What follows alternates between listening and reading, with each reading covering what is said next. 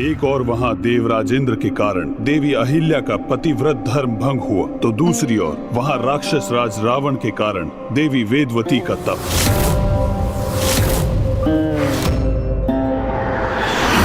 ओम श्री नारायण हरि।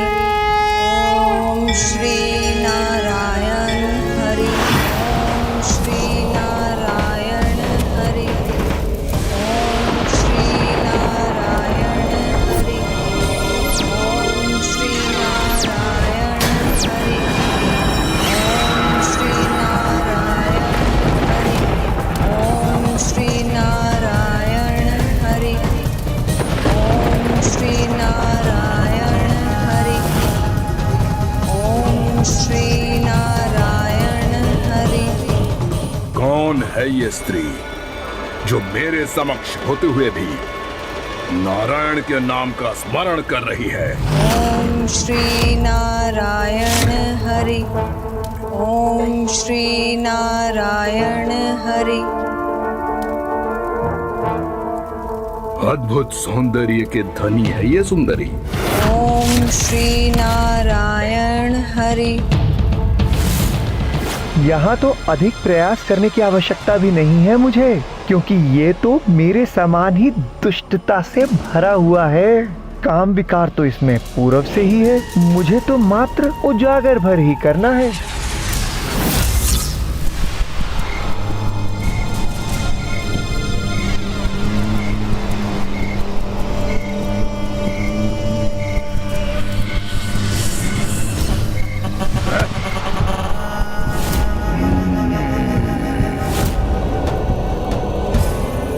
इस मनमोहक सौंदर्य का अधिकारी तो एकमात्र मैं ही बन सकता हूँ।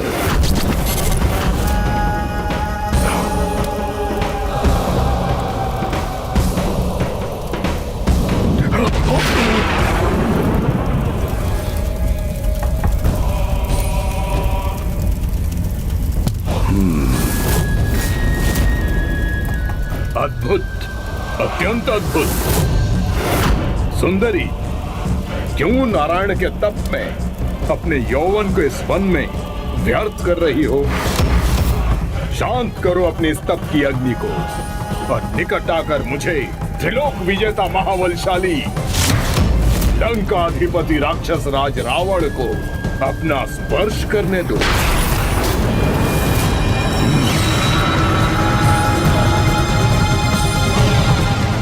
ये क्या?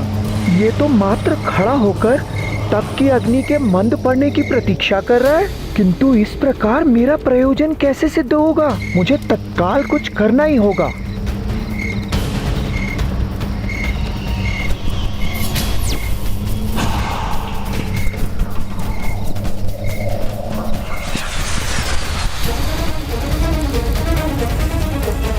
तुम्हारी तप की अग्नि मेरी कामना की उस अग्नि से अधिक बलशाली नहीं, जो तुम्हें देखकर मेरे हृदय में उत्पन्न हुई है।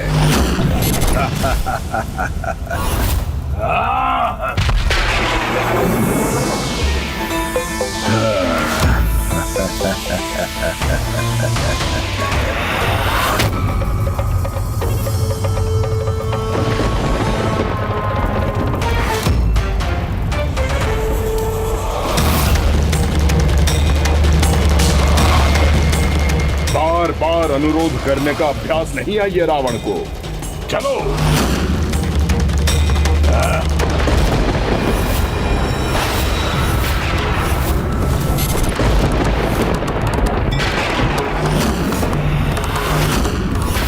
अब तुम्हारा ये व्यर्थ का तप भंग हुआ। मेरे स्पर्श से आनंदित हो जाओ।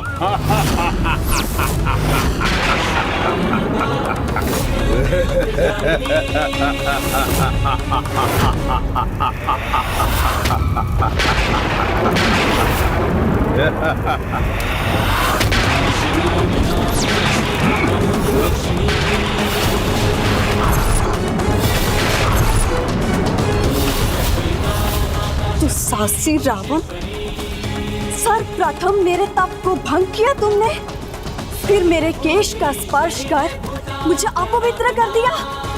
तुम्हारे इस अपराध के लिए तुम्हें दंडित करने हेतु मैं तुम्हें एक ही पल में शाप देकर भस्म कर सकती हूँ, किंतु मैं अपने तपोबल को तुम जैसे उद्दंड पर व्यर्थ नहीं करना चाहती, किंतु तुम्हें तुम्हारे दुस्साहस का दंड अवश्य दूंगी मैं। वन्य जीवन धारण कर तुम्हारे विनाश का कारण बनूंगी। और ये जो काले केश तुम्हारे हाथ में है, यही तुम्हारा काल बनेंगे। नीच अन्यायी रावण!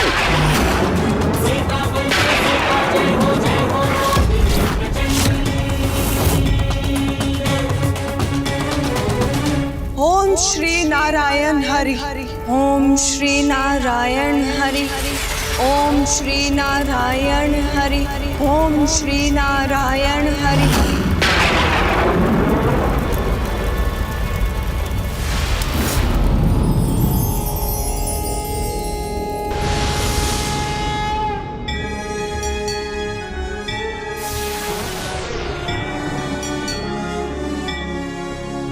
वन्य जीवन धारण कर तुम्हारे विनाश का कारण बनूंगी। और ये जो काले केश तुम्हारे हाथ में है, यही तुम्हारा काल बनेंगे। नीच अन्यायी रावण! नीच अन्यायी रावण!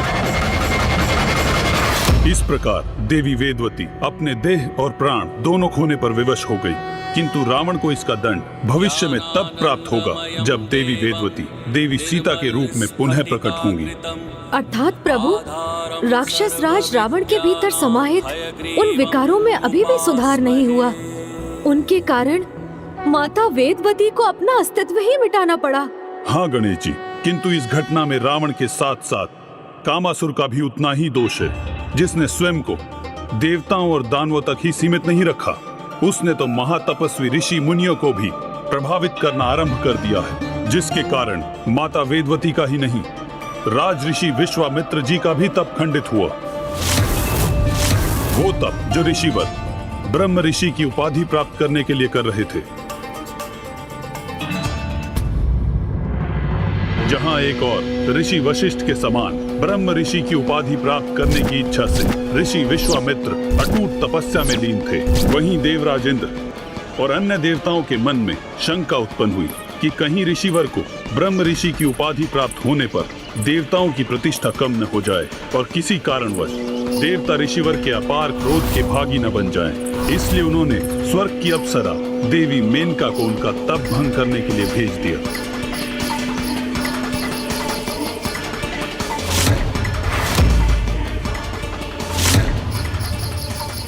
आप ऋषि विश्वामित्र हैं तो मैं भी मेनका हूँ। आपका तप तो मैं अवश्य भंग करूंगी। और देवी मेनका के इस प्रयास ने कामासुर को एक और अवसर प्रदान किया।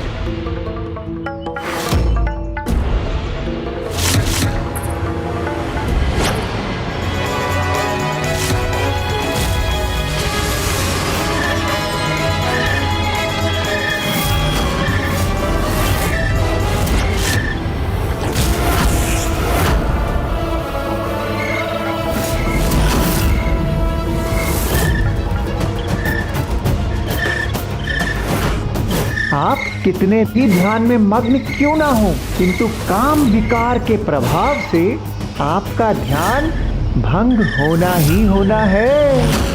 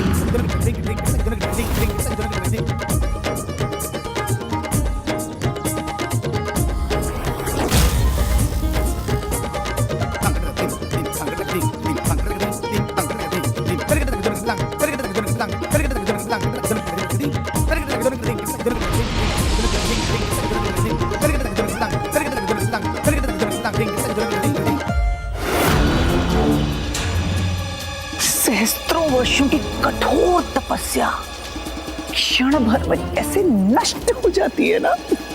जब काम विकार से कोई ग्रस्त होता है, कामासुर के प्रभाव से कोई भी सुरक्षित नहीं है, फिर चाहे वे महान तपस्वी ऋषि विश्वामित्र ही क्यों ना हो।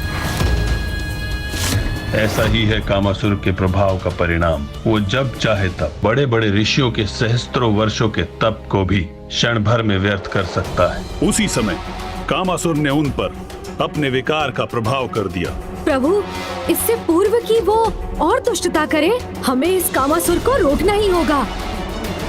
किंतु उसे ढूंढेंगे हम कहाँ होगा वो? प्रभु,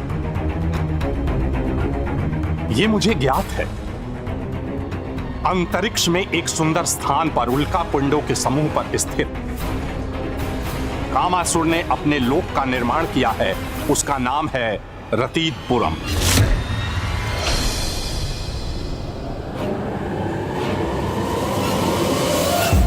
अपनी किसी भी बड़ी सफलता का आनंद वहीं जाकर मनाता है कामासुर, इसलिए वो अवश्य रतीतपुरम में ही होगा। प्रभु, बताने के लिए धन्यवाद लोभासुर जी। प्रभु हेग्रीव स्वयं यहाँ प्रकट होकर हमें सचेत करने के लिए आपको कोटि कोटि धन्यवाद। किंतु अब आप निश्चिंत रहे प्रभु, वो कामासुर अब ना तो किसी देव, ना दानव और ना ही किसी ऋषि को अपने विकार से प्रभावित करने में सफल हो सकेगा। हे गुरुमूर्ति प्रभु, हमें आज्ञा दीजिए कि हम कामासुर को विफल करने का उपाय कर सकें। हमें आज्ञा दीजिए प्रभु। प्रणाम।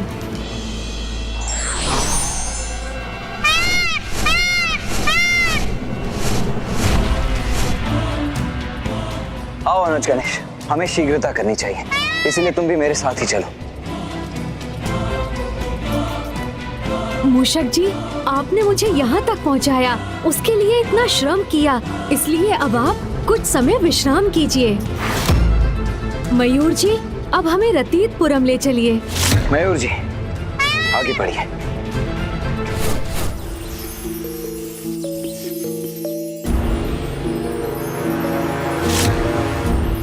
अब समय आ गया है अपने रत्तीपुरम में आनंदोत्सव मनाने का।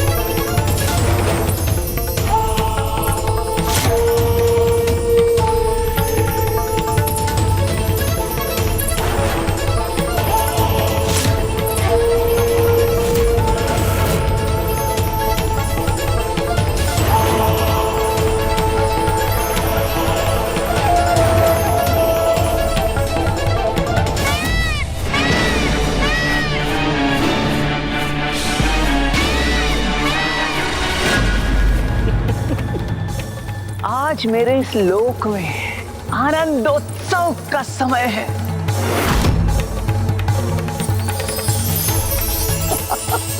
आज मेरे कार्य का प्रथम चरण जो पूर्ण हुआ, इस समस्त संसार के प्रत्येक छोर में काम भावना रूपी विकार का बीज बोने में सफलता जो प्राप्त हुई है मुझे, अब तो बस पूर्ण रूप से उसका विस्तार करना बाकी है, और वो भी शीघ्र अति शीघ्र संपन्न होगा।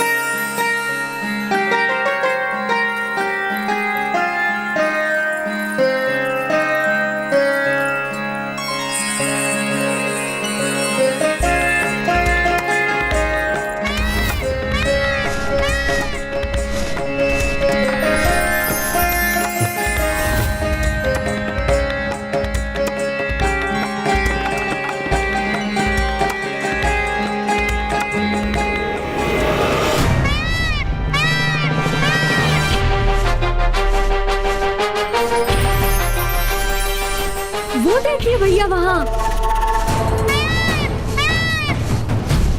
हाँ अनुज, कदाचित हम रतितपुरम के निकट पहुंच ही गए। हाँ भैया।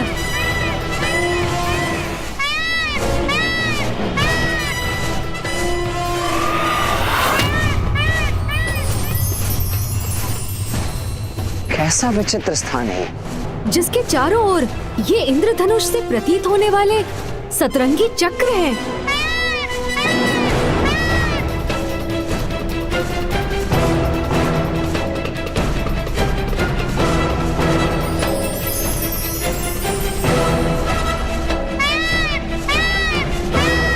हमें शीघ्र ही वहां प्रवेश कर कामासुर को ढूंढना चाहिए अनुज।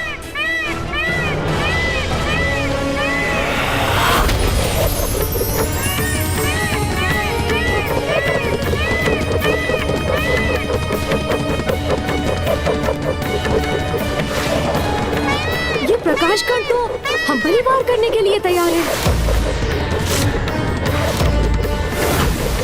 रुक जाइए भैया।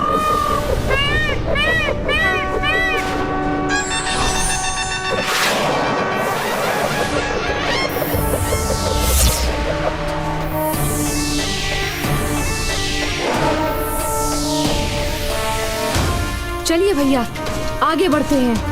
हाँ गणेश, किंतु अब मुझे भी इन प्रकाश चक्रों से सावधान रहना होगा।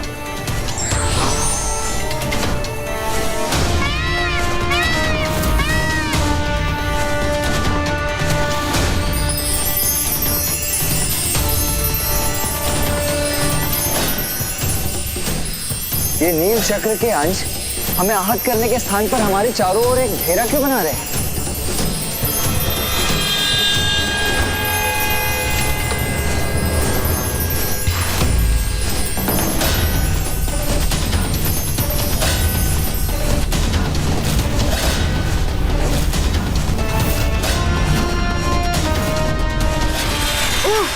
ये तो हमें रतितपुरम के प्रवेश स्थान से दूर ले आए। और प्रथम चक्र में जो रिक्तता तुमने उत्पन्न की थी वो तो पुनः भर गई अनुज, जिसके कारण हमारा मार्ग पूर्व की भांति ही बाधित हो गया है। मयूर जी,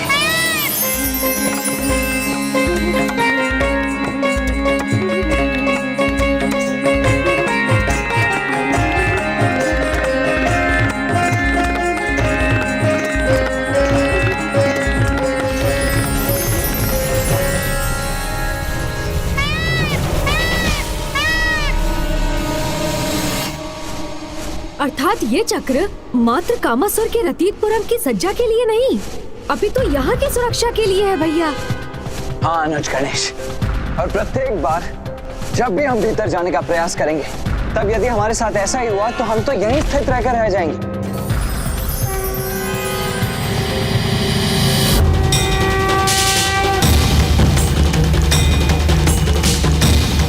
आप उचित कहते हैं भैया, ये हमें आगे नहीं जाने देंगे। यहाँ प्रवेश करने के लिए इनका कुछ तो उपाय करना ही होगा। कामासुर तो अपने विकार का प्रयोग एक शस्त्र के समान ही करता है, और उसके द्वारा इस सतरंगी चक्र के निर्माण का भी इसी बात से अवश्य कोई संबंध है।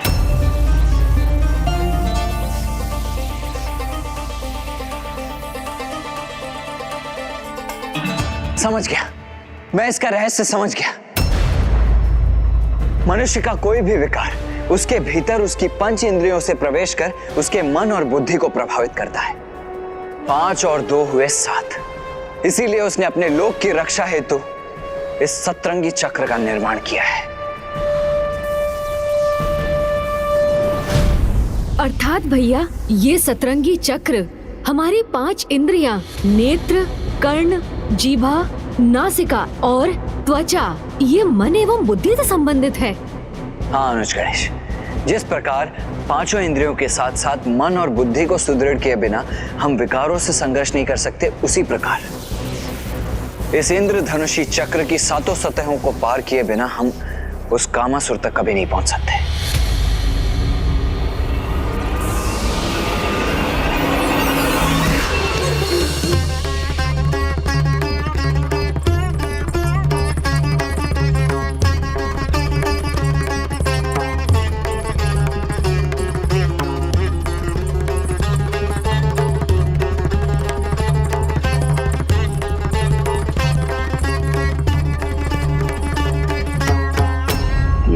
संगीत से उत्पन्न होने वाली नहीं, अपितु कामासुर के विकार की वाष्प है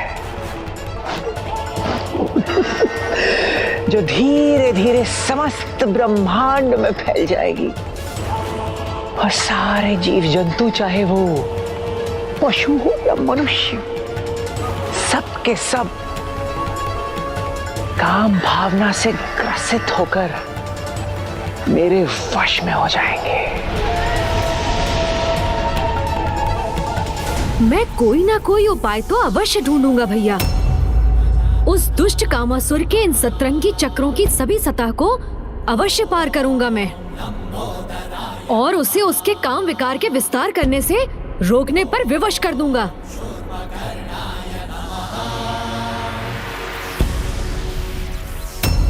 क्या उपाय है इस सतरंगी सुरक्षा चक्र को भेदने का?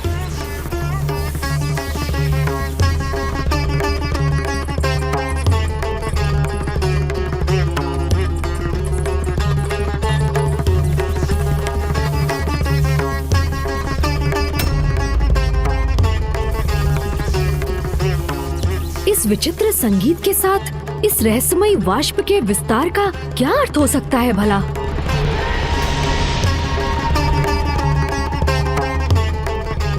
इस सितार की धुन मात्र एक साधारण धुन नहीं है। कदाचित यही धुन बाहरी सुरक्षा घेरे का स्रोत भी होगा। यदि हमें इसे रोकना है तो इस धुन को बंद करना ही होगा भैया।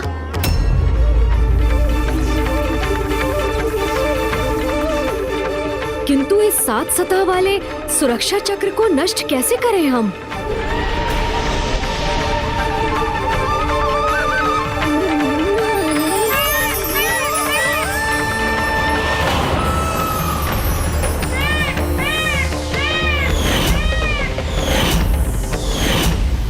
कदाचित इसका उपाय हमारे समक्ष है, क्योंकि मयूर जी तो चक्र के भीतर जाकर भी सुरक्षित रहे।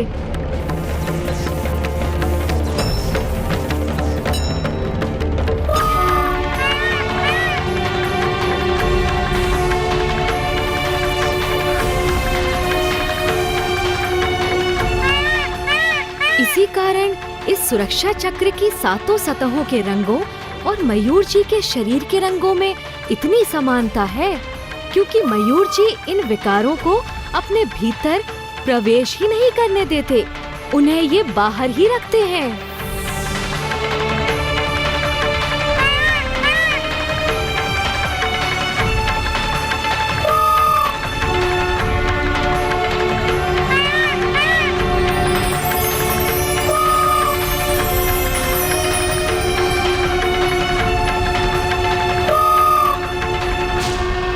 क्या हुआ अनुज? इस प्रकार एकटक क्या देख रहे हो तुम? समस्या का समाधान भैया।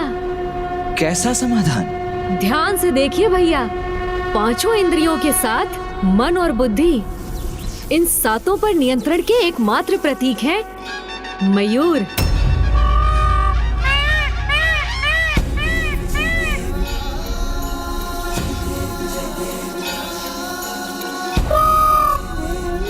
हाँ अनुज गणेश, मयूर संयम के प्रतीक ही तो है, इसीलिए तो इनमें देवताओं का वास भी माना जाता है। इनके ये 7 रंग पंच इंद्रियों के साथ साथ मन और बुद्धि पर भी नियंत्रण दर्शाते हैं। किंतु इससे हमारी समस्या के समाधान का क्या संबंध है अनुज? भैया, मयूर जी संपन्न है, वही 7 रंग इस सुरक्षा चक्र में भी हैं।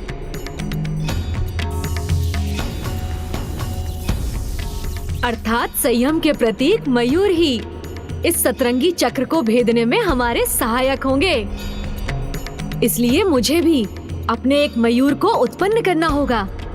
किंतु क्यों गणेश? जब मेरे मयूर यहाँ उपस्थित हैं, तो तुम्हें अन्य मयूर की क्या आवश्यकता है?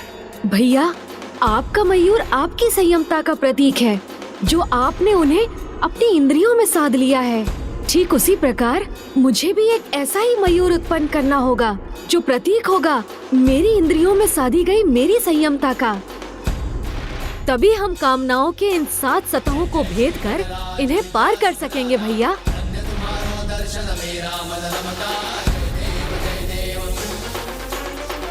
उचित है गणेश। इन सातों में सर्वप्रथम है मन, जिसे भक्ति की शक्ति से संयमित किया जा सकता है। और ये तो आपको भी ज्ञात है भैया कि माता पिता की भक्ति से श्रेष्ठ तो और कुछ भी नहीं होता। इसलिए उनका आवाहन कर मैं उस प्रथम रंग को प्राप्त करूंगा जो प्रतीक होगा मन पर संयमता का।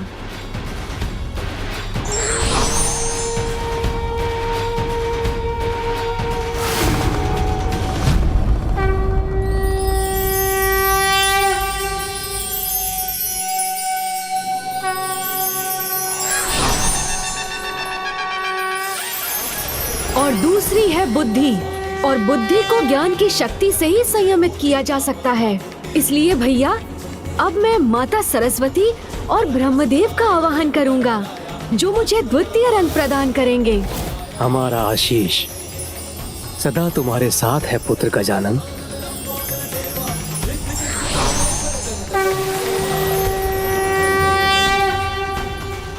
शेष 5 इंद्रियों में प्रथम है हमारे नेत्र, जिन्हें ध्यान शक्ति से संयमित किया जा सकता है।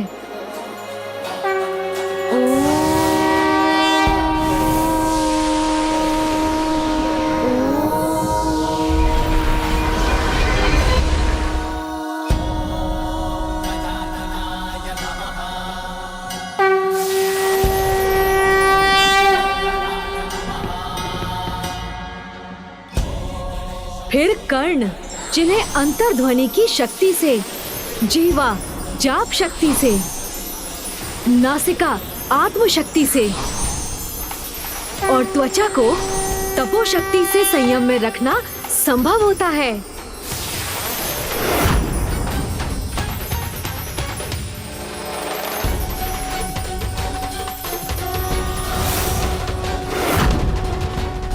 अद्भुत है पुत्र गणेश की बुद्धि।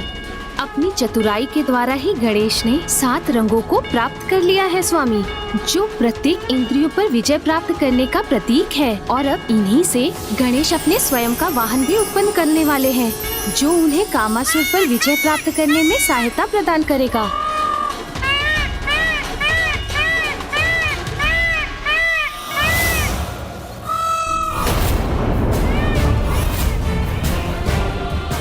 ये किसका विचित्र और अप्रिय स्वर है?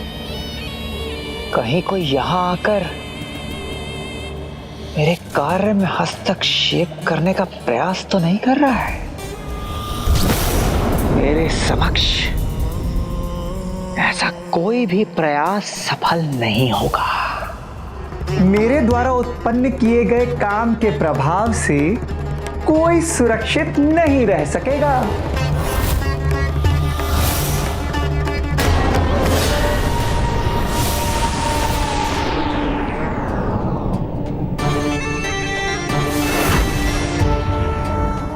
अब हमें भीतर प्रवेश करना चाहिए भैया, चलिए।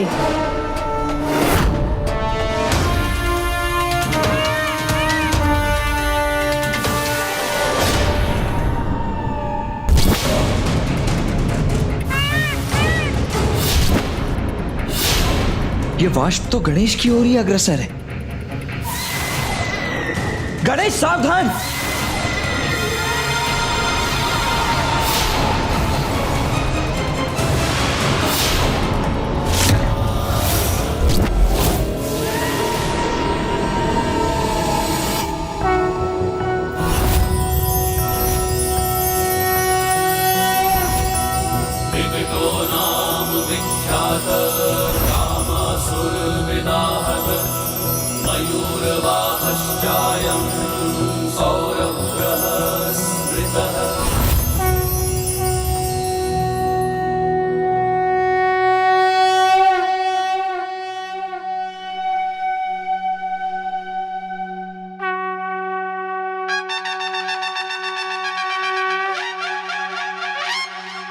इतनी विकट समस्या का भी इतना उचित समाधान प्रस्तुत किया है विकट अवतार गणेश ने।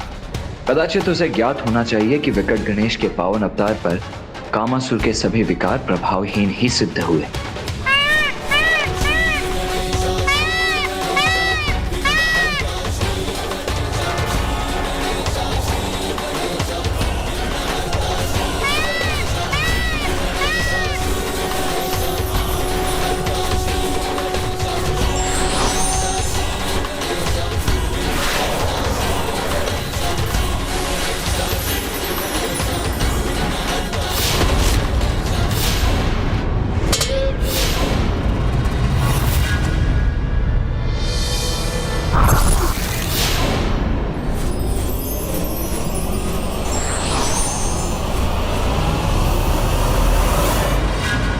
मेरे वाद्य यंत्र का तार कैसे खंडित हो गया?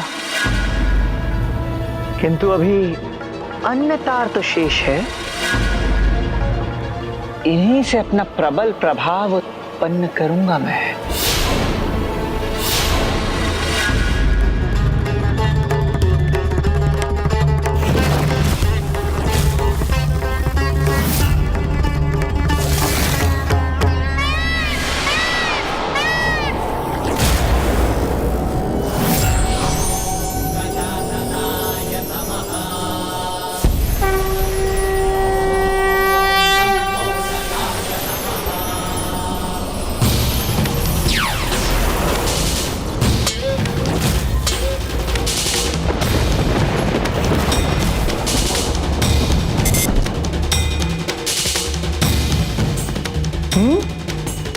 ये कैसे संभव है?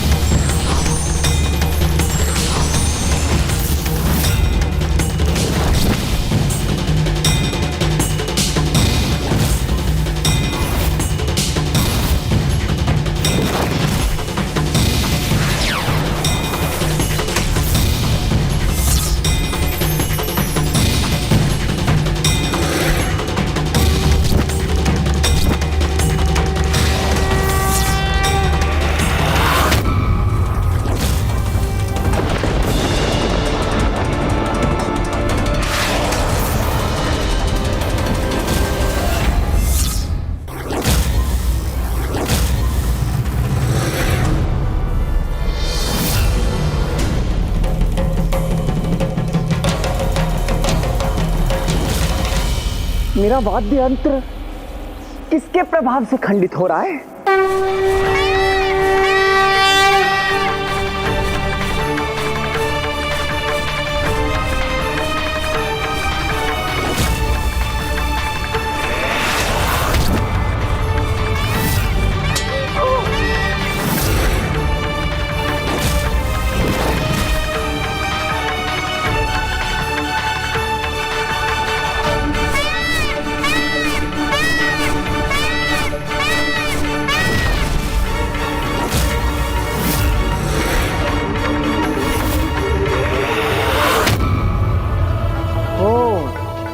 तो यहां तक पहुंचने में सफल हो गए।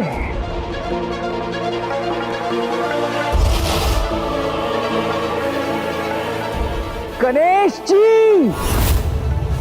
नहीं मूर्ख कामासुर, मात्र गणेश जी नहीं, विकट गणेश जी।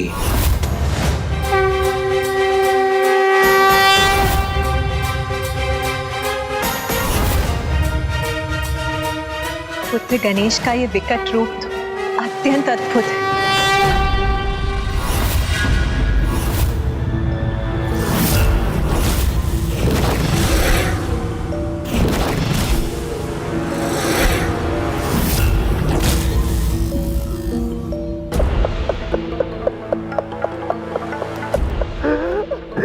विघ्नहर्ता हो या विकट गणेश जी, आपके किसी भी रूप से भयभीत नहीं हूं मैं।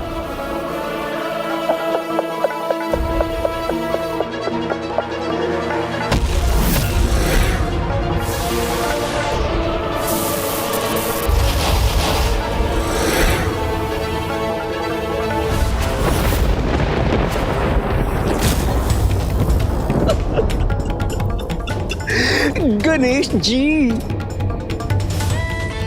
आप यहां तक तो पहुंच गए, किंतु इसके आगे एक पग भी नहीं बढ़ा सकेंगे।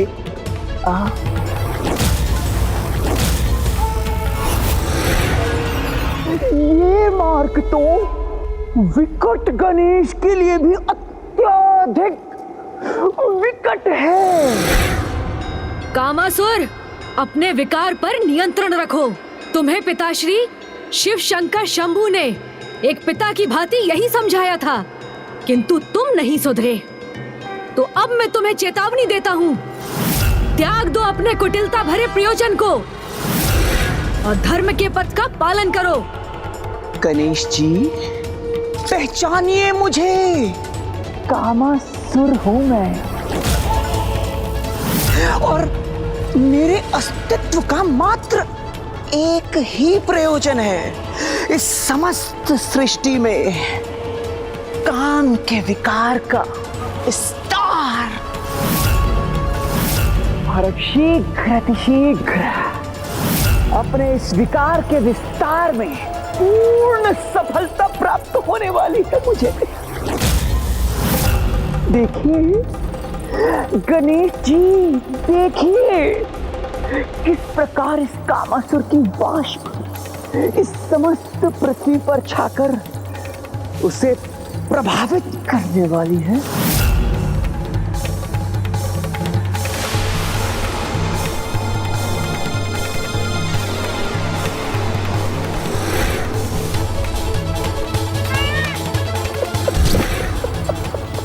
गणेश जी, अब देखिएगा किस प्रकार कामासुर के 5 महाबाण स्वयं आप में ही परिवर्तन ले आएंगे।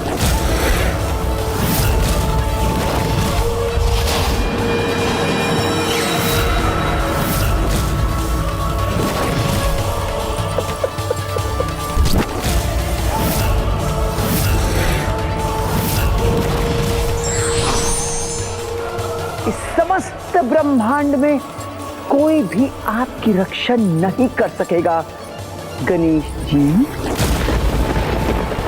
ये है मेरे नकारात्मक कामनाओं के 5 महाबाण।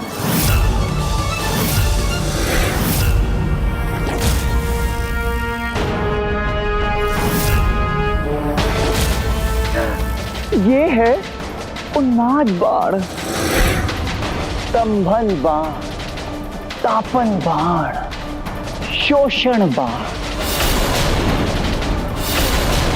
सम्मोहन बाण। ये वो मायावी बाण हैं जिनके प्रभाव से देवता भी मुक्त नहीं हो सकते। अब न स्वयं आप और ना ही कोई अन्य आपकी रक्षा कर सकेगा।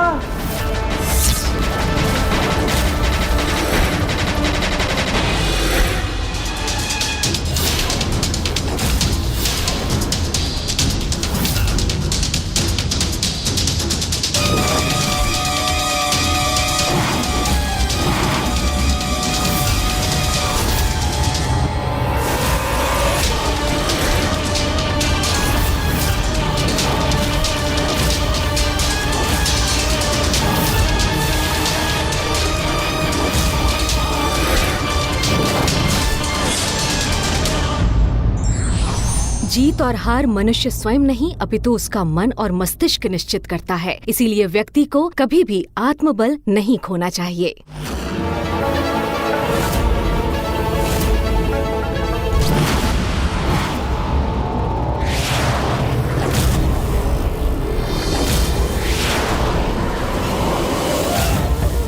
सर्वाधिक शक्तिशाली दुष्कामनाओं का ये बाण अपने कुप्रभाव से किसी भी महानतम आत्मा को भी दूषित कर सकता है। फिर विकट गणेश इस प्रकार निष्क्रिय क्यों है स्वामी?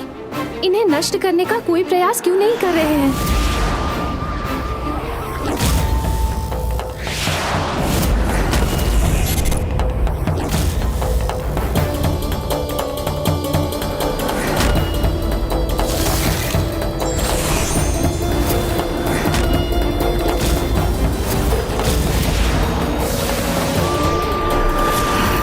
प्रभु, ये बाण तो अत्यंत शक्तिशाली है।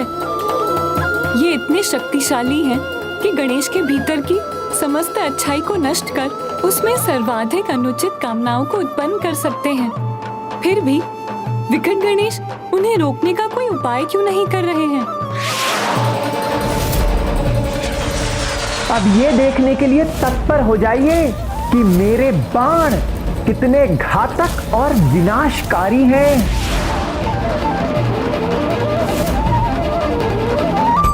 पुत्र गणेश युद्ध क्यों नहीं कर रहा है? इन बाणों को नष्ट क्यों नहीं कर रहा है वो? क्योंकि गणेश को ज्ञात है कि कामासुर द्वारा साधे गए बाण अस्त्र नहीं, नकारात्मक काम भावनाएं हैं जिन्हें अस्त्रों से नष्ट नहीं किया जा सकता। अनुज गणेश, शीघ्र ही कुछ करो, रोको इन बाणों को।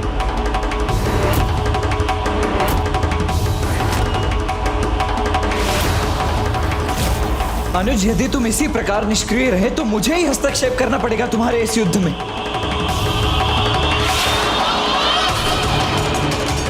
अनुज गणेश!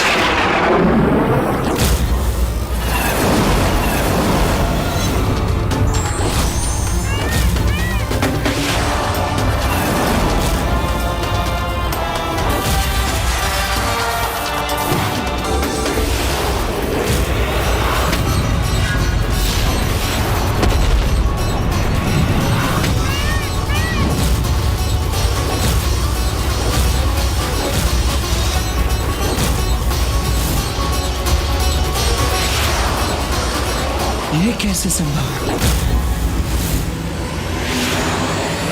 रुक जाइए भैया, इन बाणों को नष्ट करना असंभव है।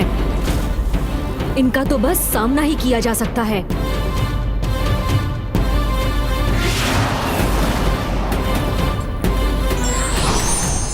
तैयार हो जाइए गणेश जी, अगले 5 क्षणों में ही मेरे ये दुष्कामना के 5 महाबाण आप पर घातक प्रहार कर स्वयं आपके भीतर विकारों को जागृत करेंगे और तब विकारग्रस्त होने के कारण आप गणेश जी स्वयं इस कामासुर के शत्रु नहीं अपितु मित्र होंगे।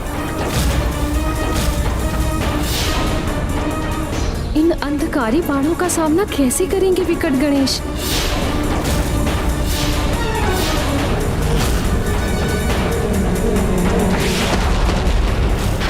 गणेश! पुत्र,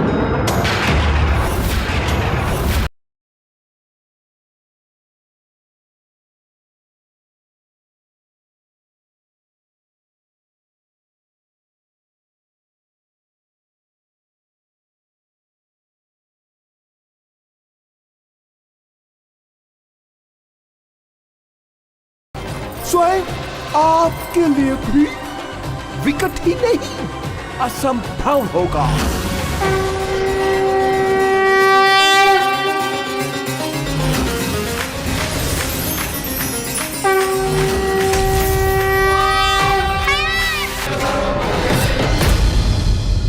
असंभव, असंभव है ये। तो मेरे उन बाणों का प्रभाव क्यों नहीं हुआ इन पर?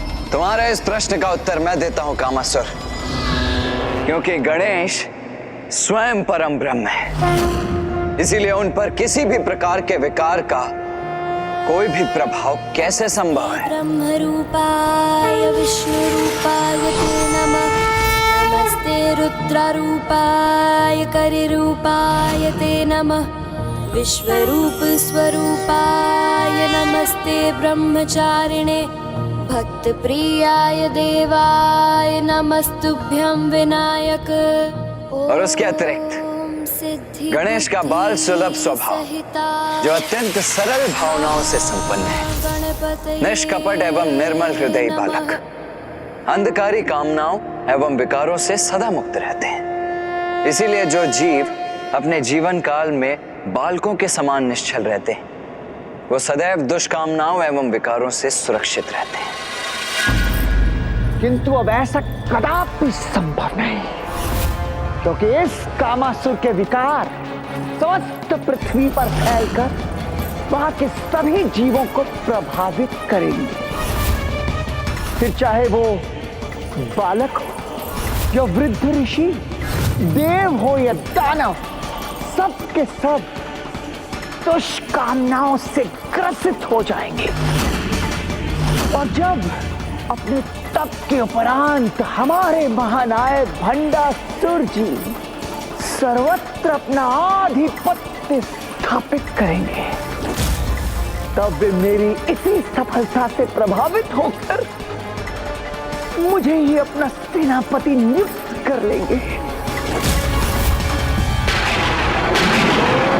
नमः शिवाय, ओम नमः शिवाय, ओम नमः शिवाय। ना भंडासुर की इच्छा पूर्ण होगी और ना ही तुम्हारी कामासुर।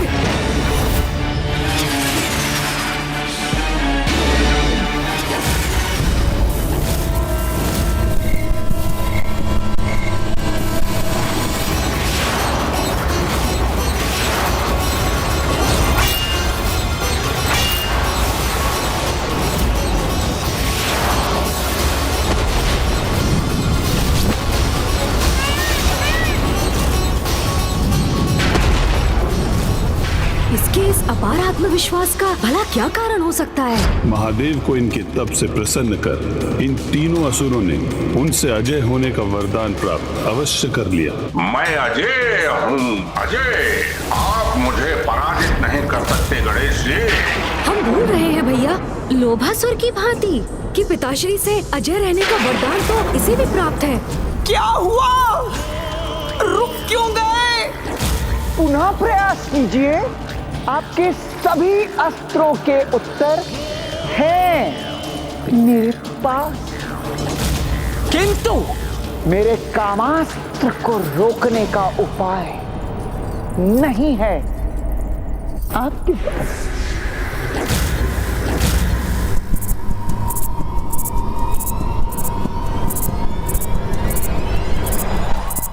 भैया, सृष्टि इसके काम वाष्प से तभी मुक्त होगी जब ये कामासुर स्वयं उस विकार से मुक्त होगा। किंतु गणेश, जिस विकार से इसका जन्म हुआ है उसी विकार से इसे कैसे मुक्त करें हम?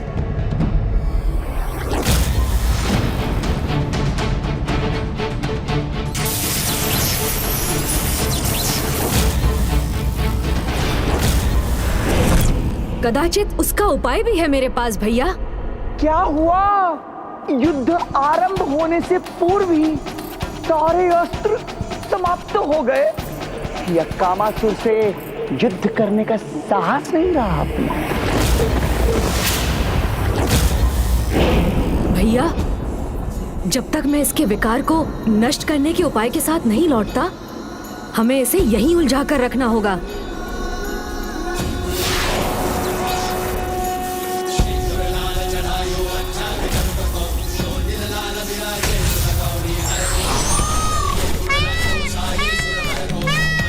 अद्भुत है गणेश की लीला।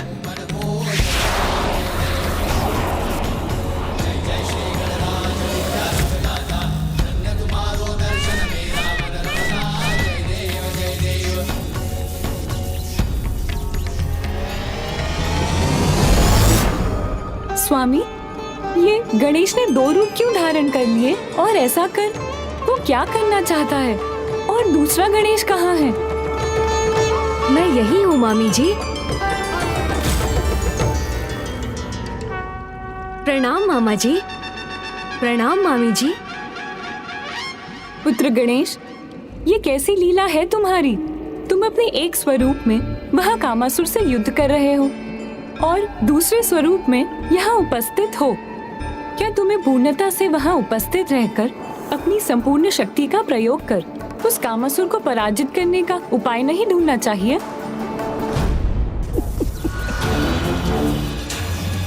मुझे इस कामासुर को अपने बंधन में बांधकर नहीं रख सकेंगे आप गणेश जी।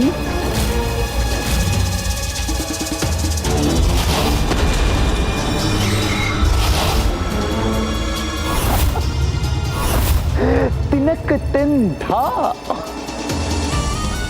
आपका कोई भी अस्त्र शस्त्र इस कामासुर को इतनी सी भी क्षति नहीं पहुंचा सकता।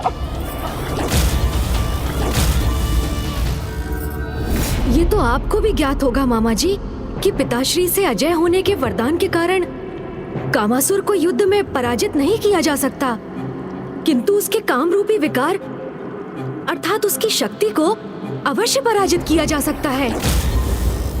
उसके लिए ही मैं सहायता प्राप्त करने यहाँ मामा जी के समक्ष प्रस्तुत हुआ हूँ। किंतु पुत्र गणेश, मैं तुम्हारी सहायता किस प्रकार कर सकता हूँ? प्रभु कृपा कर आप मुझे अपने मोहिनी रूप के दर्शन प्रदान कीजिए।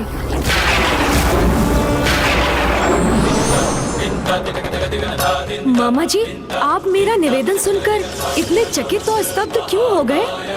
मुझ पर इतनी कृपा कीजिए मामा जी, अपने मोहिनी रूप के दर्शन दीजिए मुझे।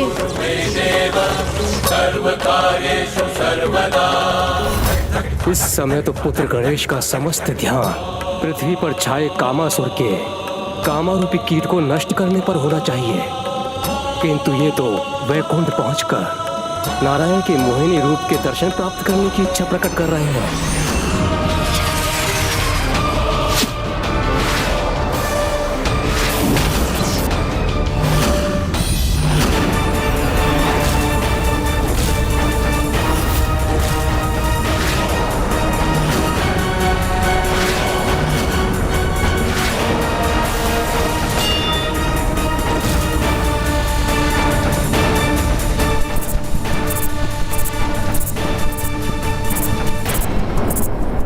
अब अधिक समय नहीं है हमारे पास।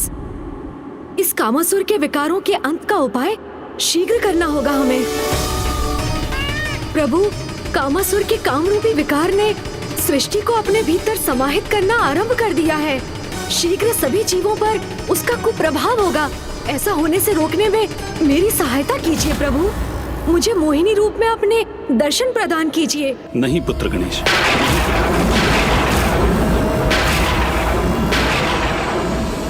पूर्व में जब मैंने मोहिनी रूप धारण किया था तब कामासुर उत्पन्न हुआ था।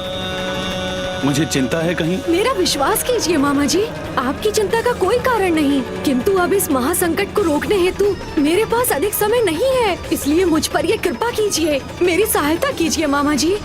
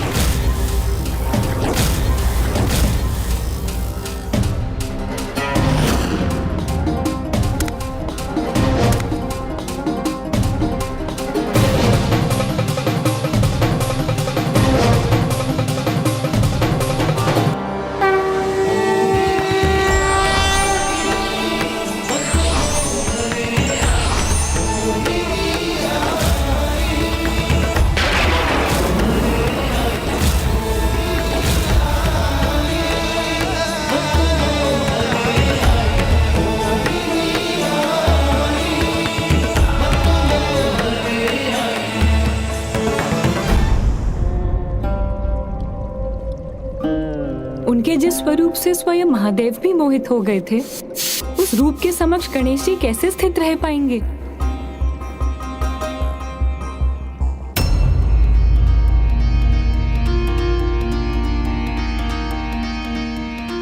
प्रणाम माता।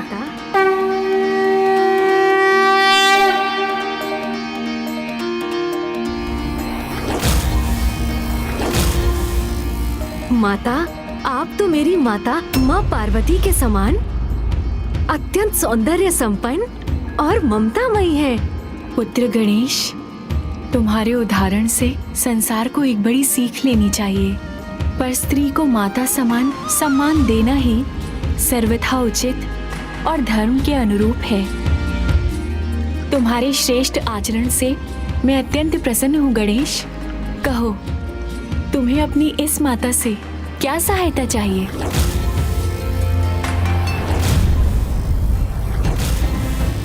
माता, काम विकार के साथ कामासुर के जन्म के पीछे आपका ही ये स्वरूप था, इसलिए अब उसके विकार का अंत भी आप ही कर सकती हैं माता।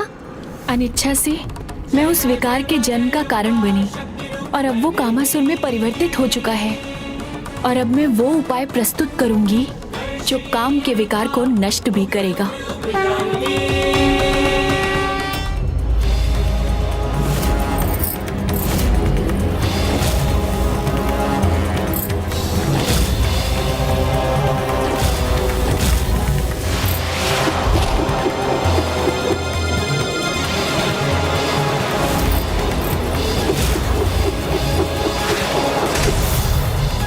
गणेश जी, जब आप और हम एक दूसरे को पराजित कर ही नहीं सकते तो क्या अर्थ है इस अंतहीन युद्ध करने का?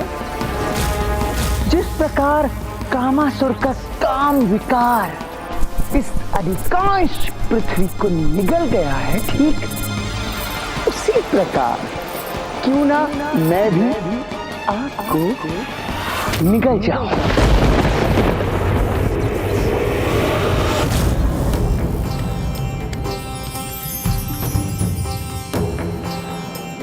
मयूर संयम के प्रतीक हैं, तो ये चंपा पुष्प पवित्रता के। इन्हीं पवित्र पुष्पों के स्पर्श से कामासुर का विकार नष्ट होगा। हाँ माता।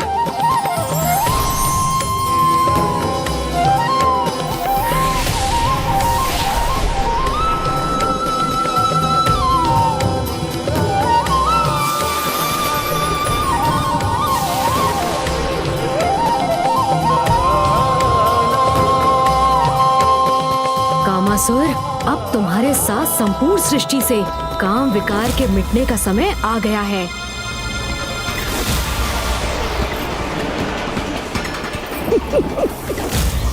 मेरा विकार तुम दोनों के भीतर प्रवेश नहीं कर सकता, तुमने कहा था ना, उचित है। किंतु मैं तुम दोनों को अपना आहार बनाकर तुम्हें अपने भीतर समाहित तो कर सकता हूं ना।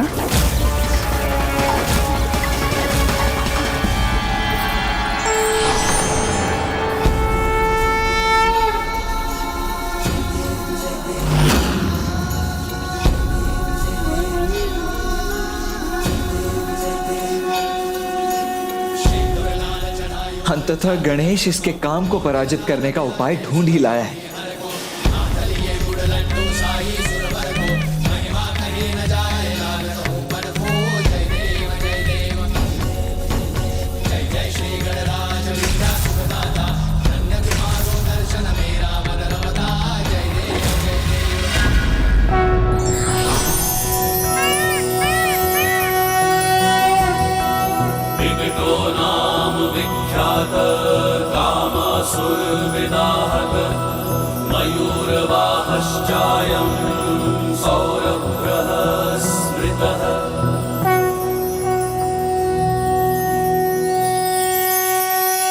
कर लीजिए आपकी लीला गणेश जी, किंतु अब आपकी किसी भी लीला का कोई भी प्रभाव नहीं होगा, क्योंकि अब पृथ्वी एक ऐसी विकट अवस्था में पहुंच चुकी है जहां से स्वयं विकट गणेश जी भी उसकी रक्षा नहीं कर सकते।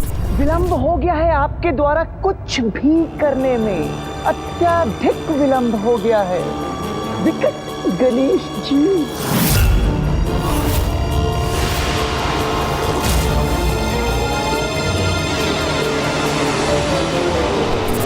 कामासुर का विकट विकार इस समग्र पृथ्वी पर देखिए किस प्रकार छा चुका है जिसे स्वयं साक्षात विकट गणेश भी मिटा नहीं सकते।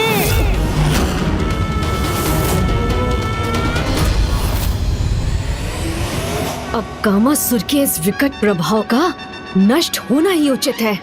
कोई नहीं रोक सका इस समस्त संसार में कामासुर को। सफल हो गया कामासुर।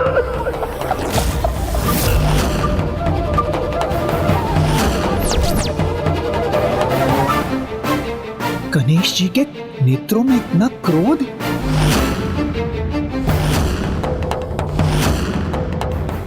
विकट गणेश तुम्हारे इस अनर्थकारी काम भाव को अब शीघ्र ही दूर करेंगे कामासुर।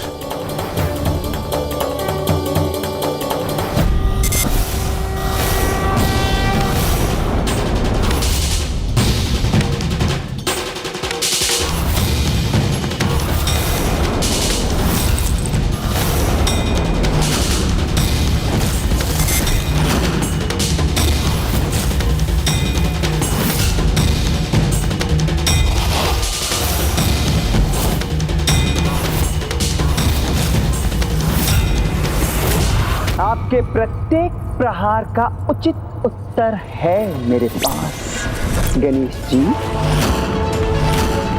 मेरे ये दो खड़क फेंक देंगे आपके इस बाण को।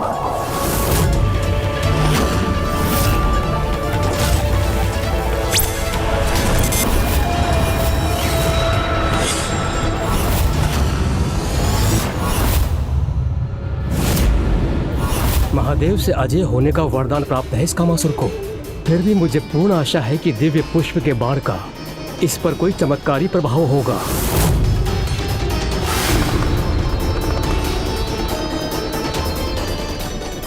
सृष्टि पर धर्म की रक्षा करने हेतु इस दुष्ट कामासुर और उसकी विनाशकारी काम विकार पर अंकुश लगाना अनिवार्य है। गणेश जी, आपका ये बाण मुझे स्पर्श भी करे उससे पूर्व ही खंडित कर दूंगा मैं उसे।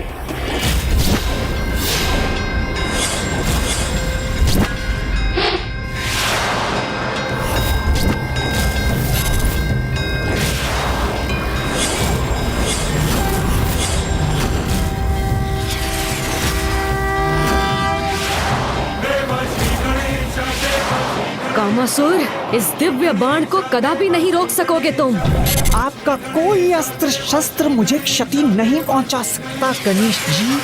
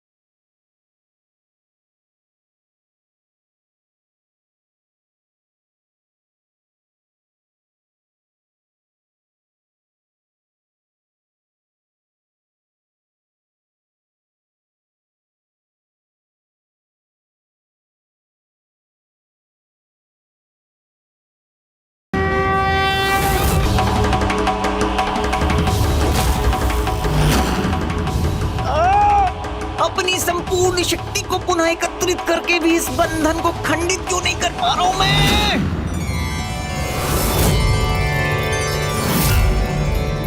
कामासुर को उसकी संपूर्ण शक्ति का प्रयोग करने पर विवश कर विकट गणेश ने सृष्टि को उसके अनिष्कारी प्रभाव से मुक्त कर दिया है।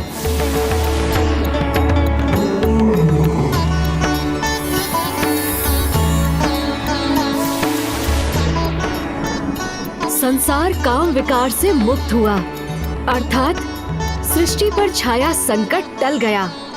इस बाण के प्रभाव से मुक्त क्यों नहीं हो पा रहा हूं मैं?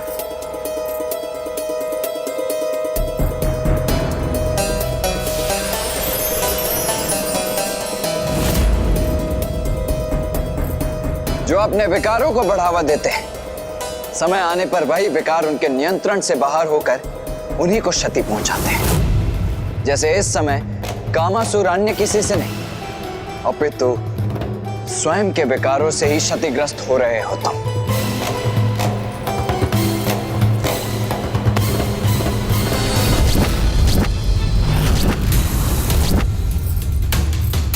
ये तो अनर्थ हो रहा है। अपना नियंत्रण खो दिया है कामासुर जी ने, अपने ही भवन को क्षति पहुंचा रहे हैं। अब कोई भी सुरक्षित नहीं है यहाँ।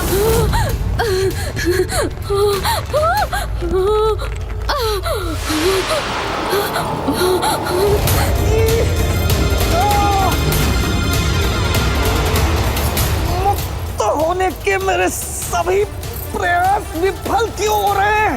ये बंधन तो और बढ़ता जा रहा।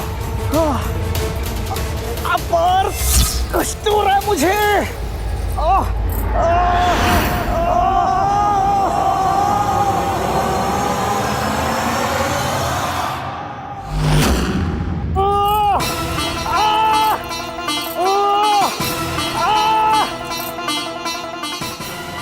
बहुत दुष्कर्म किए हैं इस कामासुर ने।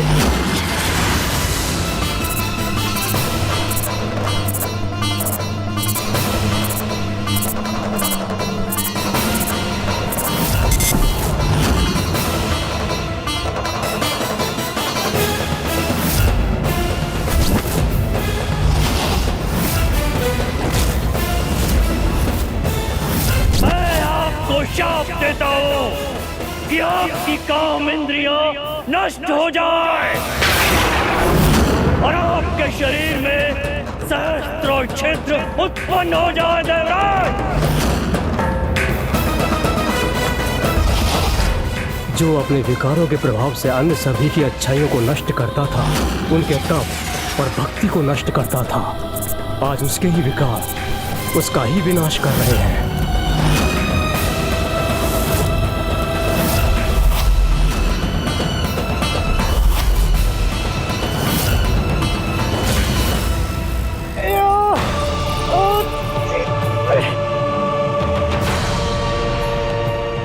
इसके विकार और प्रभु महादेव द्वारा प्रदान किए गए वरदान के कारण इसकी और भी अधिक दुर्दशा हो रही है। पिताश्री के वरदान के कारण ना तो यह किसी से पराजित हो सकता है और ना ही इस असहनीय कष्ट को भोगते हुए ये जीवित रह सकता है। इसके लिए इससे अधिक विकट स्थिति संभव ही नहीं।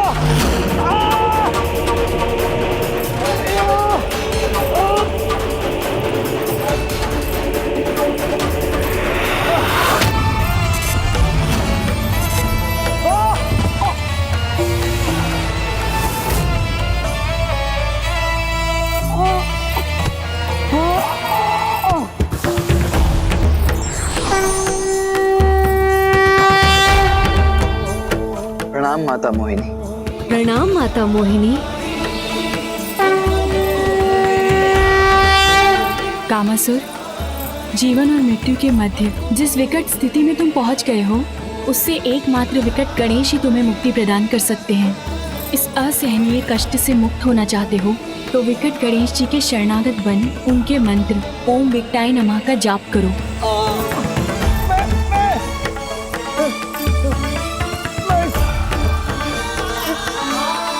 जाप करूंगा।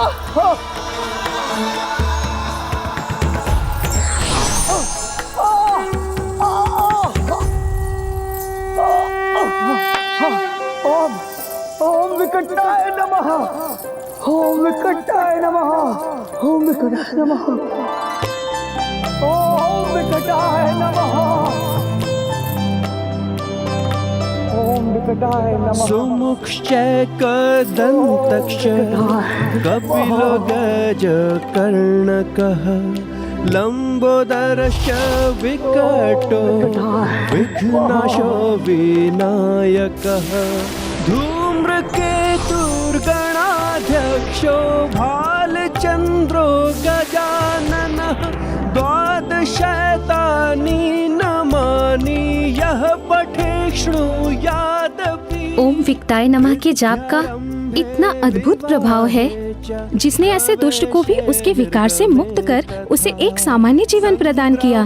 संकटे चैव विघ्नस्तस्य न जायते।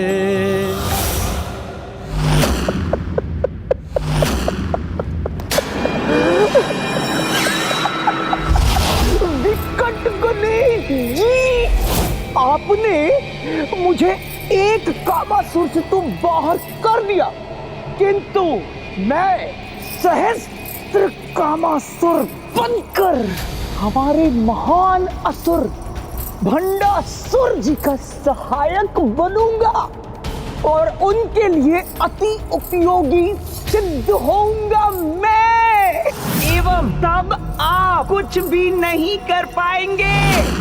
भंडासुर।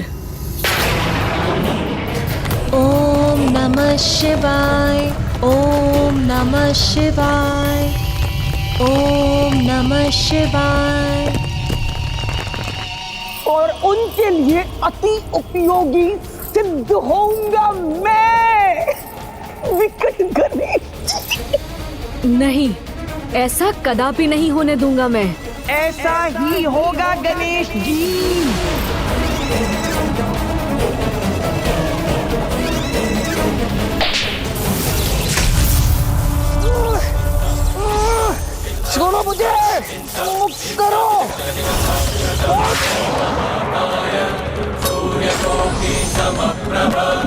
अब तुम नहीं, संसार मुक्त होगा तुमसे।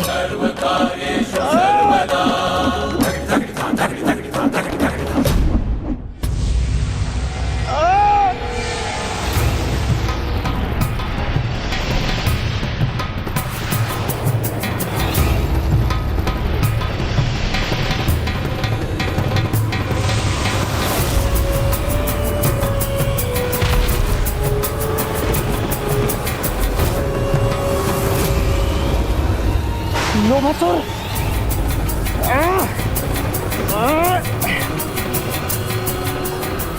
मैं इसका प्रतिशोध अवश्य लूंगा। महादेव पुत्र गणेश,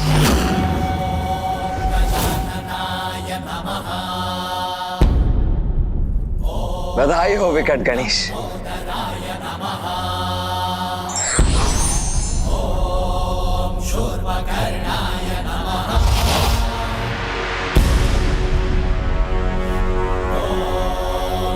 प्रभु श्री हरि नारायण, कामासुर के विकार को नष्ट करने में मोहिनी रूप में मेरी सहायता करने हेतु मैं आपका सदैव आभारी रहूंगा।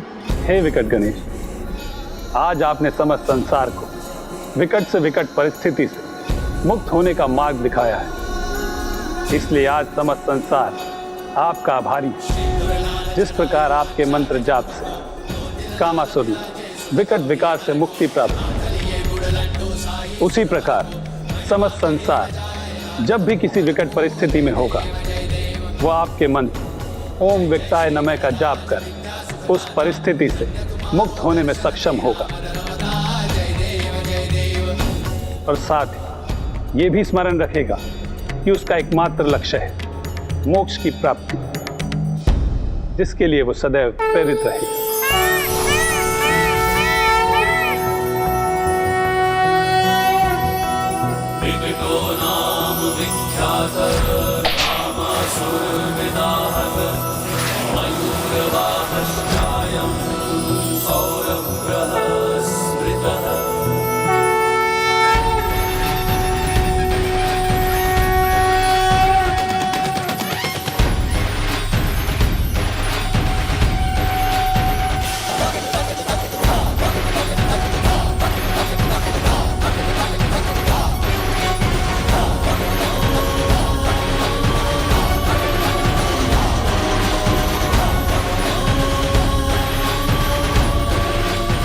प्रभु, इस कामासुर को काम के विकार से मुक्त करने के लिए आपका कोटि कोटि धन्यवाद।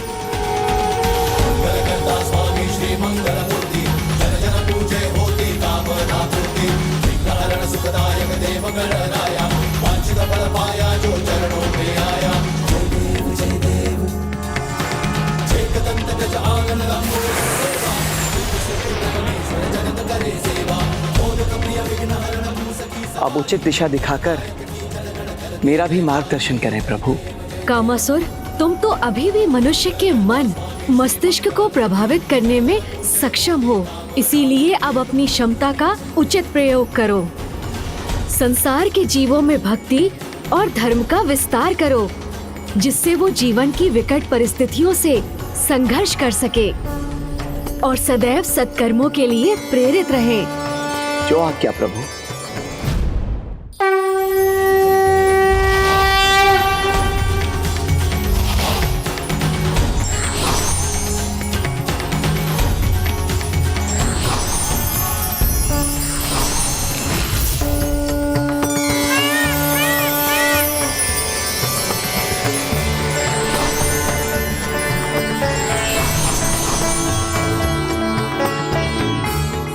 अनुज गणेश, अब लोभासुर और कामासुर के अंधकारी विकार तो नष्ट हो गए, इसीलिए अब ममतासुर का उपाय करने का भी समय आ ही गया है। भैया, सर्वप्रथम हमें जाकर ये समाचार पिताश्री को देना चाहिए। वो ये ज्ञात कर अत्यंत प्रसन्न होंगे कि जिस कामासुर में वो सुधार लाना चाहते थे, वो अब सुपथ पर अग्रसर है।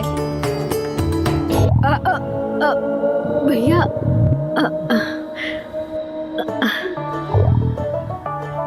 अनुज गणेश, पिताश्री तो त्रिकालदर्शी है, उनसे भला क्या छिपा हुआ है। मैं जानता हूं कि तुम्हें कैलाश क्यों जाना है, ज्ञात है मुझे। अब तो तुम वास्तविकता में भूख से ग्रस्त हो, है ना? और माँ के हाथ का पकाया भोजन करने के भी इच्छुक हो। भैया,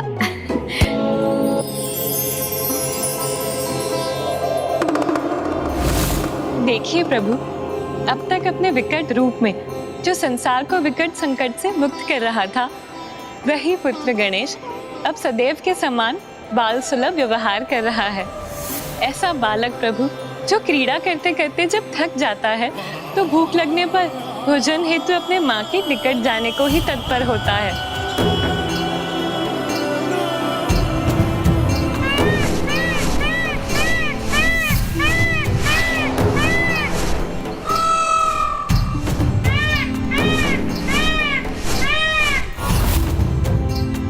अनुज गणेश, तुम तो यहाँ पिताश्री को सूचित करने के लिए लौटे थे ना? किंतु पिताश्री का स्थान तो वहां है, वहां नहीं जहां तुम जा रहे हो। किंतु भैया, अभी आप ही ने तो कहा था कि पिताश्री तो त्रिकालदर्शी हैं, उन्हें सब कुछ ज्ञात है। तो कदाचित यही उचित होगा कि सर्वप्रथम हम जाकर कुछ भोजन ही कर लें। उचित है, चलो आओ हम साथ ही सर्वप्रथम माता के निकट चलते हैं। जी भैया। माते माते माते माते माते माते माते माते,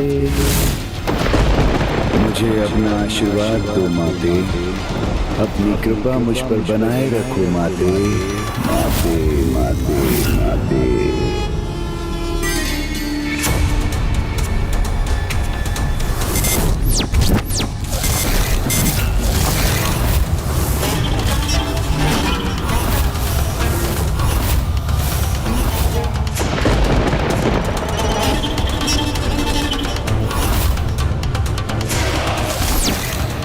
ममतासुर यहाँ? ममतासुर यहाँ?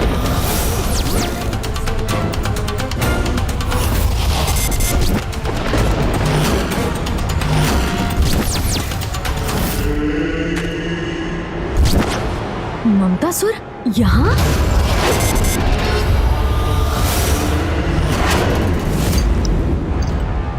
मुझे देखते ही इतने क्रोधित हो गए आप, किंतु क्यों? ममता से भरे इतने निर्दोष और भोले जीव से भला कोई क्रोधित होता है क्या? अपने इस स्वांग से किसे भ्रमित करने का प्रयास कर रहे हो तुम? हमें भली भांति ज्ञात है कि निर्दोष और भोले भाले दिखने वाले इस मुख के पीछे कितनी कुटिलता छिपी हुई है। ममता के नाम पर मोह का बड़ा विकार फैला रहे हो तुम, इसीलिए लोभासुर और कामासुर के पश्चात अब तुम्हारा विकार मुक्त होना अनिवार्य है। मुझे ज्ञात है, लोभासुर और कामासुर के साथ जो भी कुछ हुआ मुझे भली भांति ज्ञात है, और वही सब मेरे साथ भी होगा। इसीलिए तुम्हें स्वयं चलाया आप दोनों के समक्ष। उचित है, लोभासुर और कामासुर के परिणाम से परिचित होकर तुम स्वयं ही गणेश की शरण में आ गए। उत्तम। माते माते माते, आप भूल कर रहे हैं भ्राता कार्तिकेय। भ्राता? तुमने मुझे अपना भ्राता कहने का दुस्साहस कैसे किया? हाँ, आप मेरे भ्राता ही तो हैं, तो भ्राता ही पुकारूंगा ना। किंतु मैं यहाँ पर शरणागत बनने नहीं, अपितु ये बताने आया हूँ कि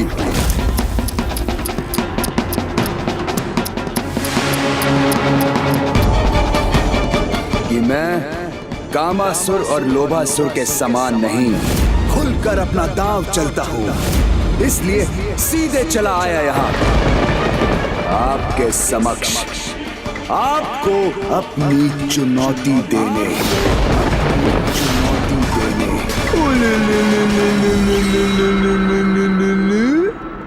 हमारे निवास में प्रवेश कर हमें ही चुनौती देने का दुस्साहस कर रहे हो तुम।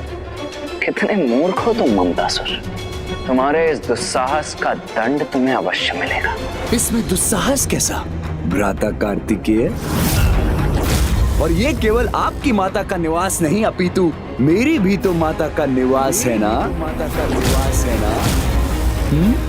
मेरे प्रिय भ्राताओं, मैंने तुमसे कहा ना दुष्टासुर, मैं तुम्हारा भ्राता नहीं हूँ, अन्यथा मैं ममतासुर।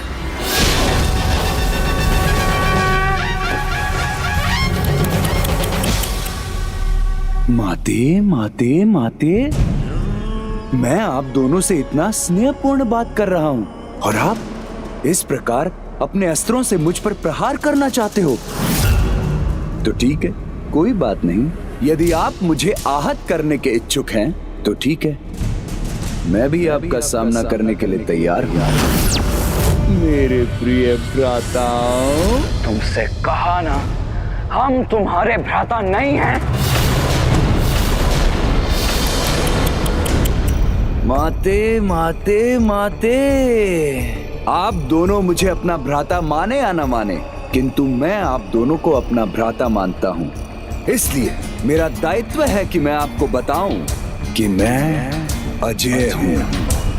अजय, स्वयं जगत पिता महादेव ने मुझे वरदान प्रदान किया है, तो क्षमा करें, चाहे जो कुछ भी हो, आप दोनों मुझे रोक नहीं सकते, जिसका प्रमाण आपको शीघ्र ही प्राप्त होगा, जब समस्त संसार में माताओं और पुत्रों को प्रभावित करूंगा। मैं सभी अभिभावकों में उनकी संतानों के प्रति इतनी ममता भर दूंगा जो उनके लिए चिस बन जाएगी। किंतु वो दृश्य तो आपको पहले ही ज्ञात हो चुका है ना भ्राता गणेश?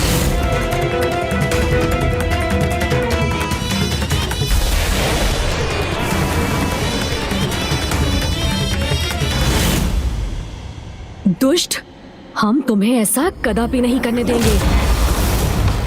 और पूर्व में किए गए तुम्हारे अपराधों का दंड भी तुम्हें उचित प्रकार से मिलेगा। ओह, अच्छा, तो ठीक है, हम भी देख लेते हैं कि आप दोनों क्या करने में सक्षम हैं। हमें इस प्रकार ललकारने का दुस्साहस कैसे कर रहा है ये दुष्ट?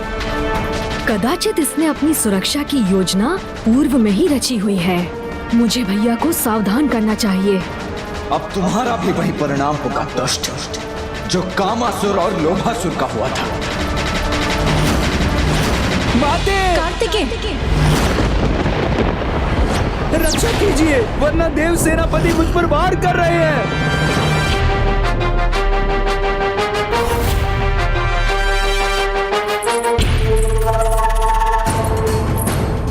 ये हो क्या रहा है यहाँ पे? प्रणाम माते। देखिए ना माते, मेरे इतना समझाने पर भी कि अब मैं सुधर चुका हूँ, मेरे इन दोनों भ्राताओं का क्रोध शांति नहीं हो रहा है। मुझे दंडित करने, मुझ पर प्रहार करना चाहते हैं, जैसे इन्होंने कामासुर और लोभासुर के साथ किया। हम देखिए ना माते, कितनी कठोरता से व्यवहार कर रहे हैं दोनों मेरे साथ। अगर आपको विश्वास नहीं होता तो आप स्वयं इनसे पूछ लीजिए कि इन्होंने ऐसा कहा था कि नहीं कि ये मेरी भी वैसी दुर्दशा करेंगे जैसे इन्होंने कामासुर और लोभासुर की थी। तुम दोनों ने ऐसा कहा था?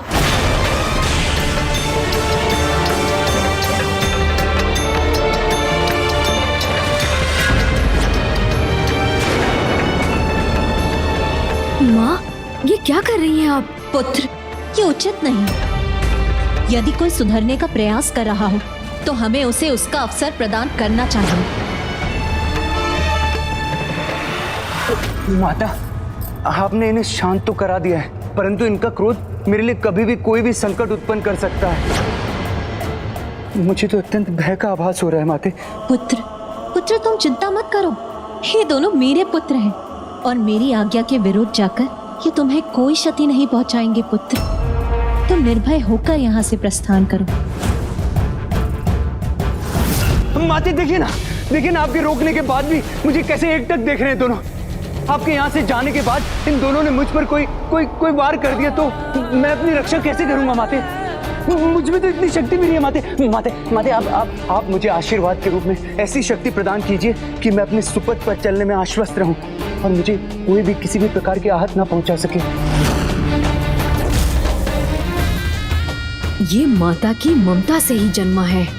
और अब उसी ममता का लाभ उठा रहा है ये दुष्ट। उसके शीश को कैसे विलग किया आपने?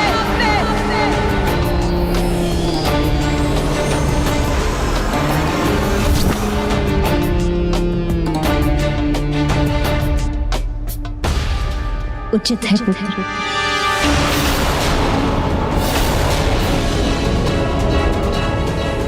माता,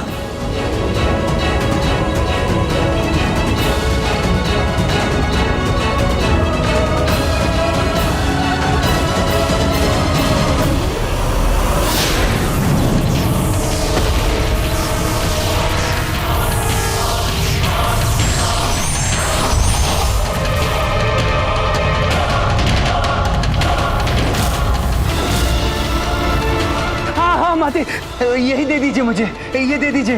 ये क्या? माता तो अपना ही दिव्य अस्त्र शक्ति रूपी गदा प्रदान करने जा रही है दुष्ट ममतासुर को। माता, नहीं पुत्र, जब किसी के भीतर सुरक्षा का भाव रहेगा तभी तो वो स्वयं के भीतर सुधार ला सकेगा।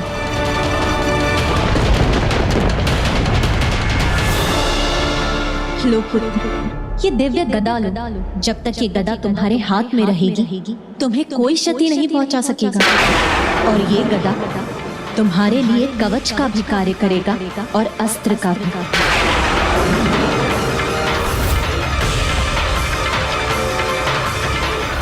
माता के अस्त्र से सुरक्षित होने पर इसे हम भी क्षति नहीं पहुंचा सकेंगे।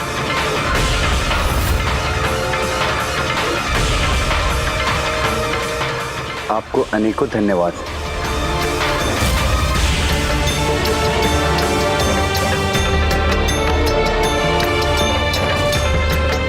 इसे जाने दो पुत्र, इसे एक अवसर प्रदान करना हमारा कर्तव्य है।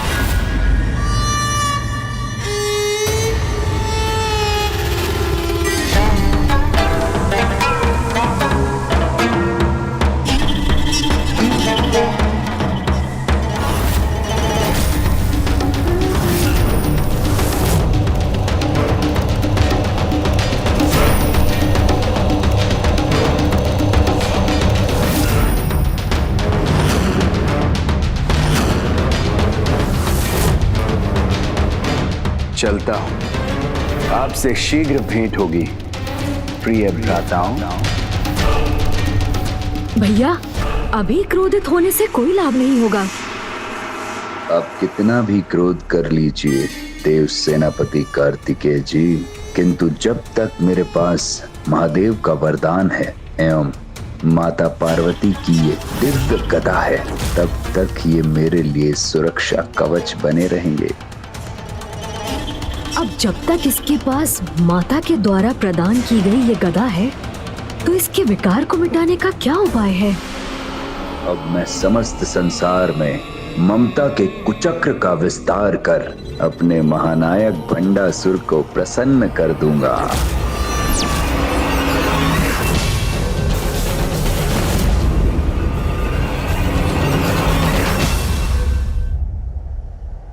ये कैसी विडंबना है प्रभु? इस ममतासुर ने तो माता को ही पुत्रों के विरुद्ध जाने को विवश कर दिया है।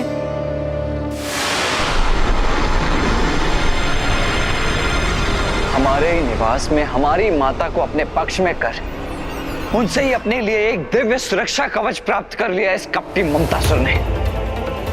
भैया, स्मरण कीजिए, माँ ने ममतासुर को दिव्य गदा प्रदान करते समय क्या कहा था?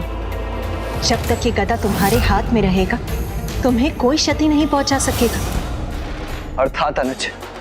अर्थात माँ की दिव्य गदा को उसके हाथों से विलग करते ही हम उसके प्रभाव को मिटा सकेंगे।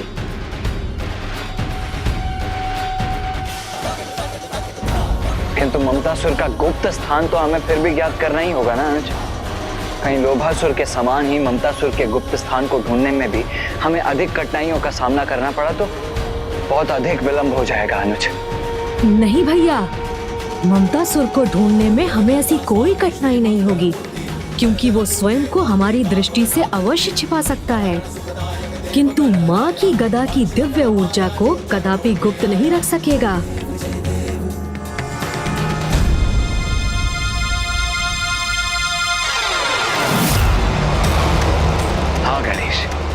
जिस गधा को पाकर वो स्वयं को सुरक्षित समझ रहा है, वही गधा अब हमें उसके स्थान का संकेत देकर हमें उस तक ले जाएगी।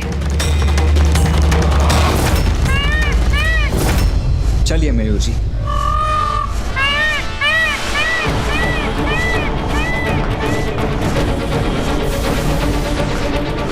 भैया, वो दिव्य ऊर्जा तो हमें इन पर्वतों के मध्य जाने के लिए प्रेरित कर रही है।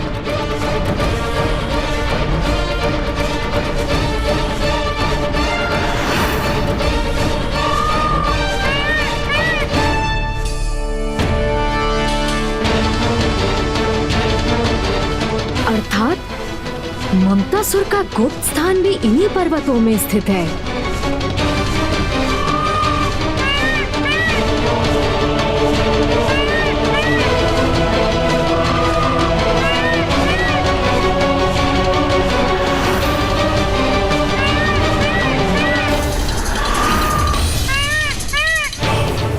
गणेश, कितना विचित्र स्थान है नहीं? हाँ भैया, ये तो जैसे हमने एक श्वेत संसार के भीतर ही प्रवेश कर लिया।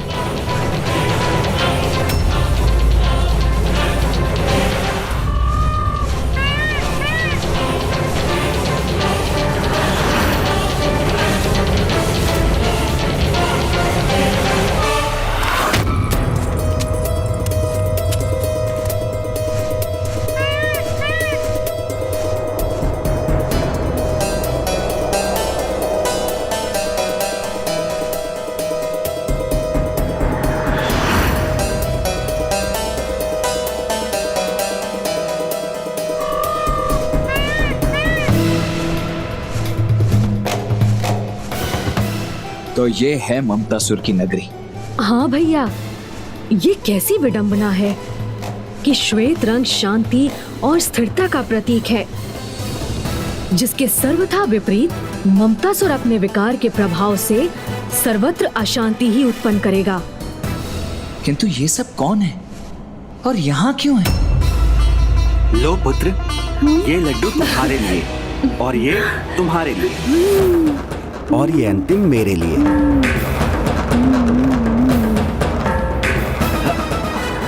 ये भी हमारा है। अरे हमारा नहीं, मेरा है। मुझे दो।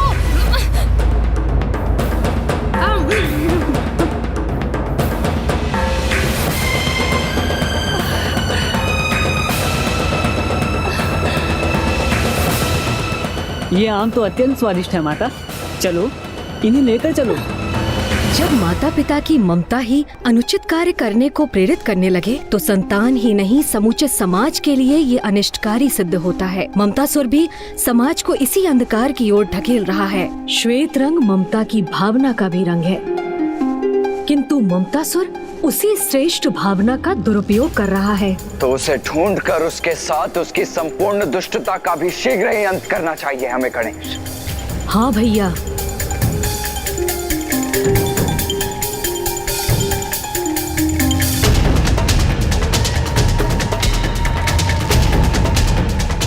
किंतु कदाचित ये इतना सरल भी नहीं है, क्योंकि माँ की दी हुई गदा की दिव्य ऊर्जा तो यहाँ अनेकों स्थानों से प्रकट हो रही है। फिर इन सब भवनों में से ममतासुर का भवन कौन सा है, ये कैसे ज्ञात करें हम अनुज?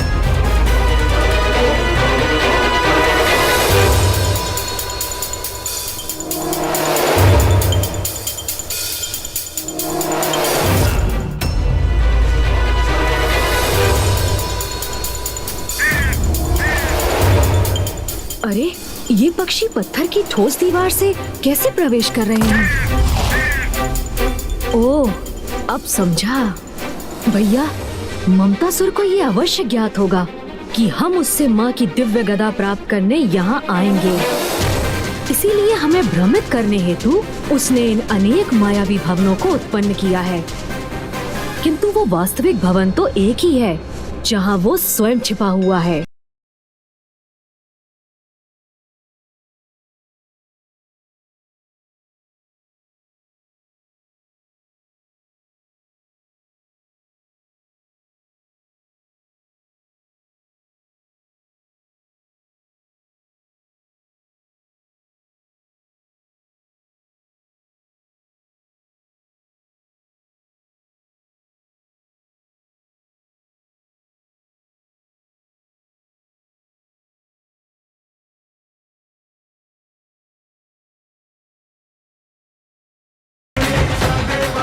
तो ये है ममतासुर की माया के परे का अंधकारी सत्य, और ये है उस दुष्ट ममतासुर का। गणेश की दृष्टि इसी दिशा में स्थिर क्यों है?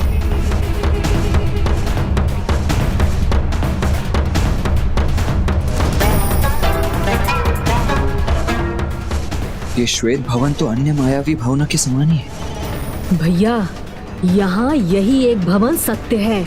इसके अतिरिक्त यहाँ जो भी दिखाई दे रहा है वो माया से रचित भ्रम मात्र है। आप स्वयं देख लीजिए भैया।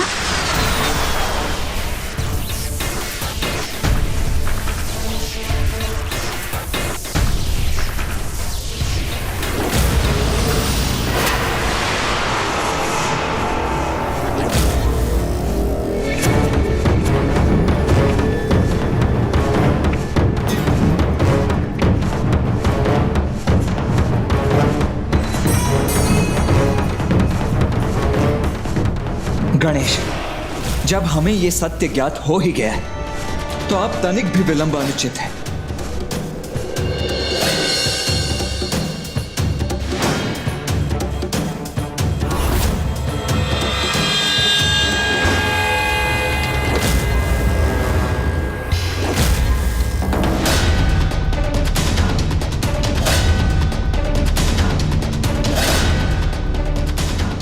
रुको अनुज गणेश, इस द्वार को मैं खोलता हूँ। जी भैया।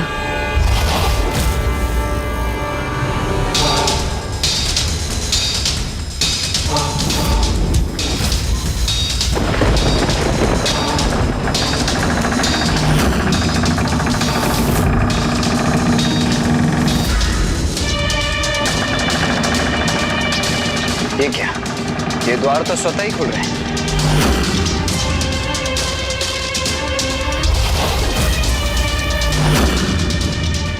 स्वागत भ्राताओं, ममतासुर आपका स्वागत करता है।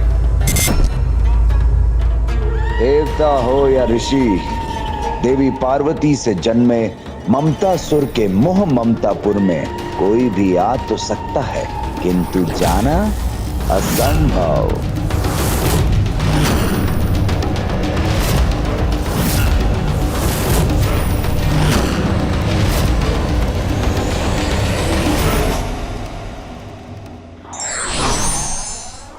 ईश्वर द्वारा दी गई सीमित जीवन अवधि का सदुपयोग केवल अच्छे कर्मों में करना चाहिए। विघ्नहर्ता श्री गणेश के अद्भुत शक्तियों से भरे वीडियोस देखने के लिए चैनल को सब्सक्राइब करना न भूलें और साथ ही बेल आइकॉन भी दबाएं।